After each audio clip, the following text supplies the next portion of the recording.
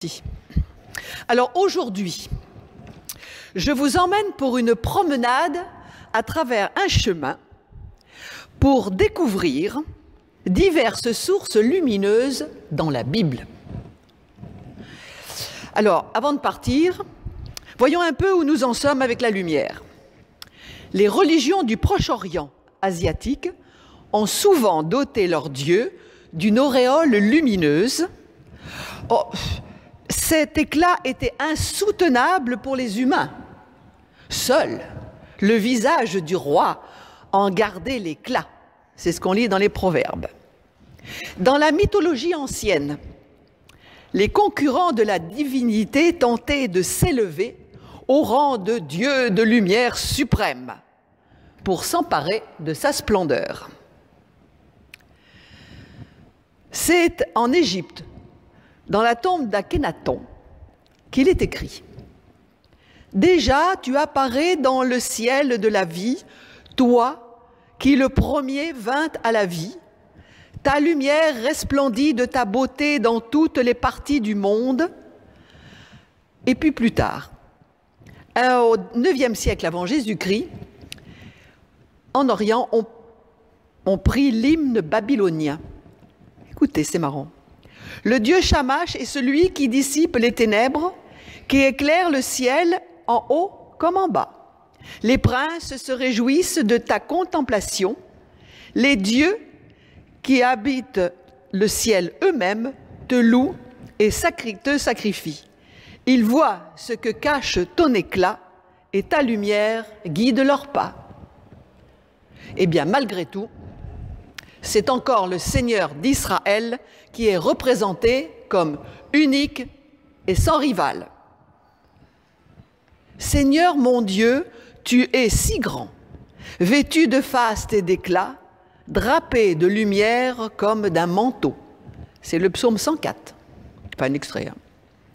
Alors la lumière dans la Bible est souvent symbole de Dieu, du salut qu'il accorde, du Christ lui-même, mais aussi de l'Évangile. Siméon cite le prophète Isaïe. « Mes yeux ont vu ton salut, lumière pour la révélation des païens. » Et dans l'épître de Jean, la première, elle rappelle l'affirmation fondamentale « Dieu est lumière » et Jésus proclame « Je suis la lumière du monde ». Ça, c'est connu. Alors, une évidence, Dieu est lumière, d'accord. Mais qui en parle? Comment? Et de quelle lumière? Dans l'Ancien Testament, c'est dans la fantastique apparition du char du Seigneur qu'Ézéchiel discerne, après le feu, une lumière qui est Dieu lui-même. Un moyen extrême pour lui de dire l'indicible Dieu. Comment écrit-il ça? Voilà ce qu'il dit. « Je vis comme l'éclat du vermeil, quelque chose comme du feu et une lueur tout autour. C'était quelque chose qui ressemblait à la gloire du Seigneur.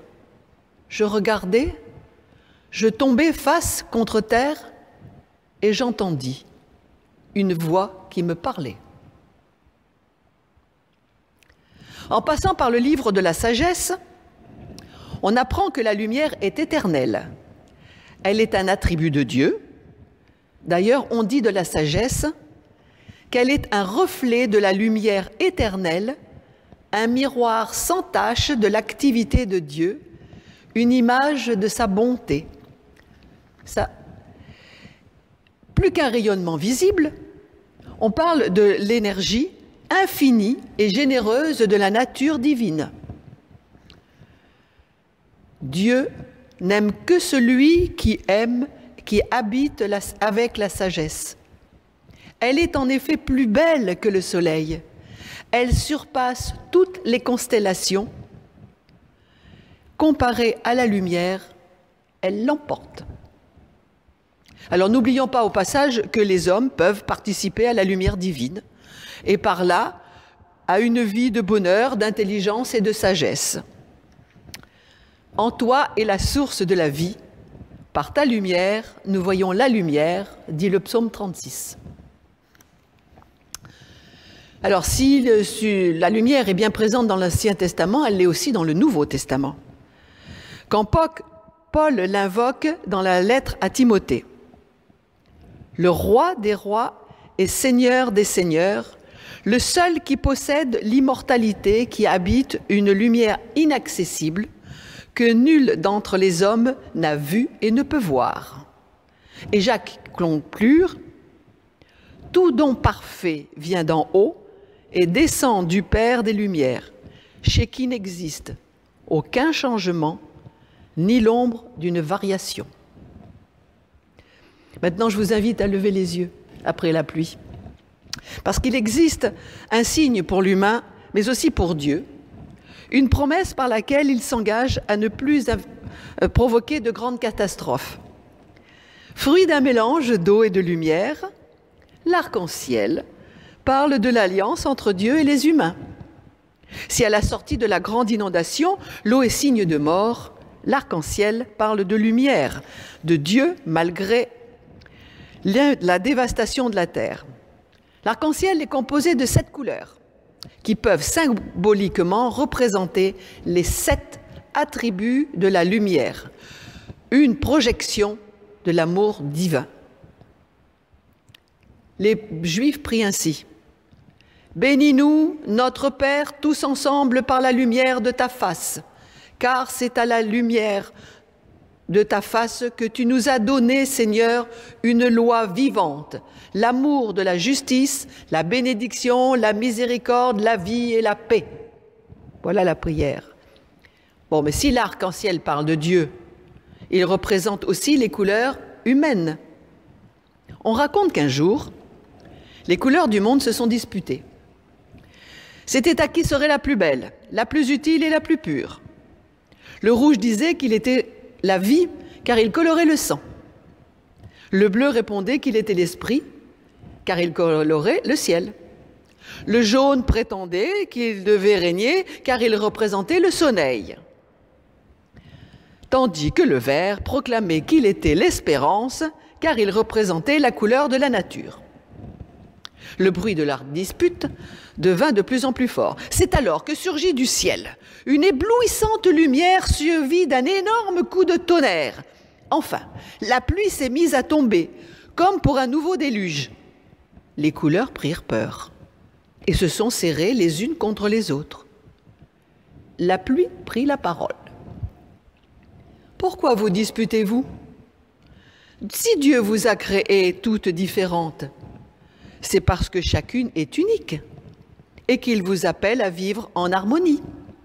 Approchez-vous maintenant, car voilà ce que Dieu a prévu pour vous. Il va vous étendre à travers le firmament. Depuis ce jour, chaque fois que Dieu dispose son arc dans les nuées, il rappelle que chaque humain est créé dans sa différence, aimé dans sa singularité, appelé à vivre à côté des siens dans la complémentarité des 7 couleurs. » Bon, fini avec l'arc-en-ciel, allons faire un tour chez Tobie. Tobie l'Ancien, qui dit « La lumière baigne l'espace des vivants. Elle est au cœur de l'homme, ce que l'oxygène est à ses poumons. » Bon, l'histoire de Tobie l'Ancien et de Tobie le Jeune n'est pas simplement un conte édifiant. Le vieil homme retrouve la vue en récompense de ses mérites, mais les yeux de son esprit s'ouvrent à la lumière prophétique qu'éclaire le cantique final. La cécité de Tobie apparaît comme une sorte de mort quand il dit « Je suis aveugle, je ne vois plus l'éclat du ciel, je suis plongé dans l'obscurité comme les morts qui ne contemplent plus la lumière, je suis enterré vivant. »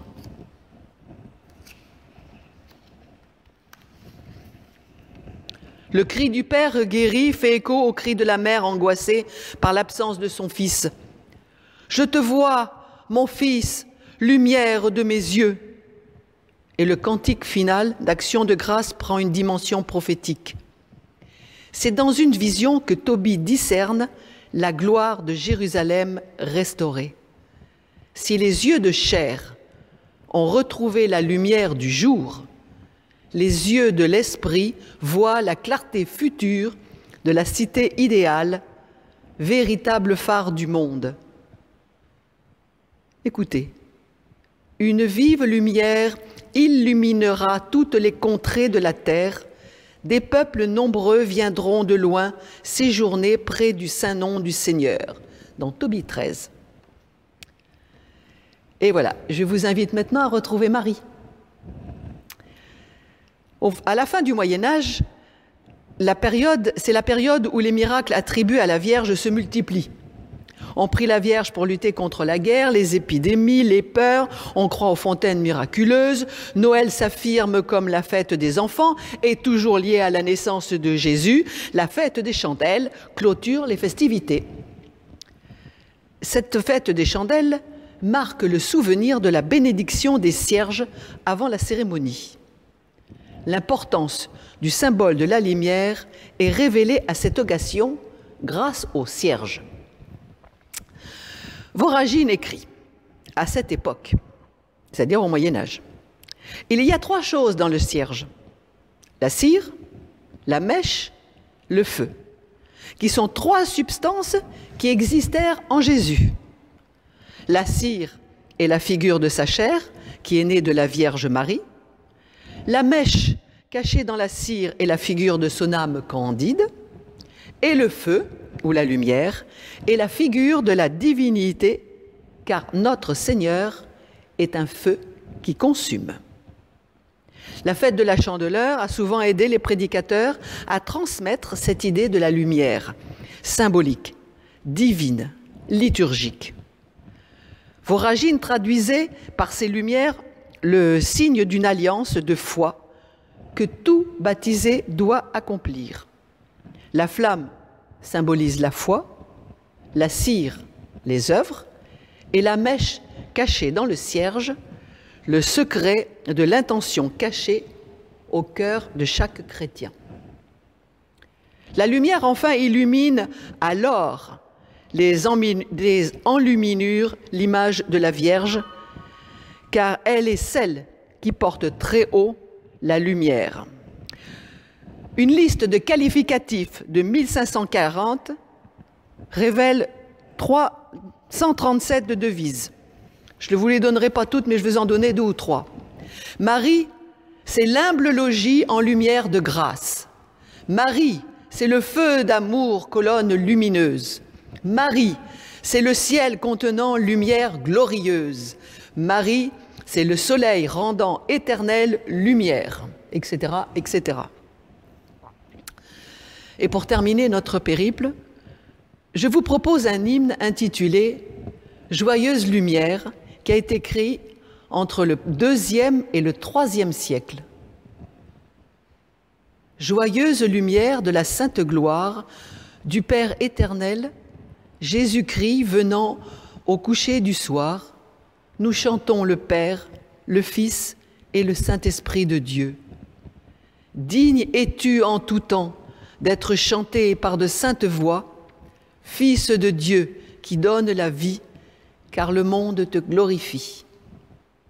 Et à cette époque, une lampe retrouvée à Jérusalem porte cette inscription « La lumière du Christ brille pour tous, puisse-t-elle ce matin briller pour vous. »